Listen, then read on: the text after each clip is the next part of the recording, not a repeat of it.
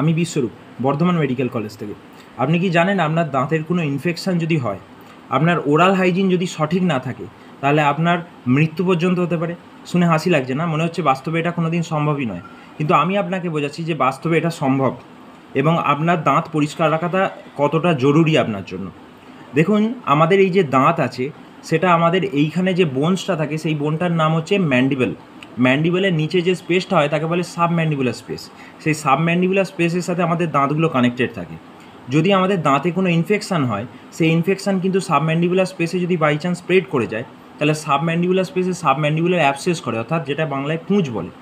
তো সেই অ্যাবসেস কিন্তু এতটাই ডেঞ্জারাস হতে পারে যে এটা একটা মেডিকেল এমার্জেন্সি, যাকে ডাক্তারি ভাষায় বলা হয় লুডুইক অ্যাঞ্জাইনা, এবং সঠিক সময়ে সঠিকভাবে চিকিৎসা না হলে কিন্তু মানুষের মৃত্যু পর্যন্ত হতে পারে।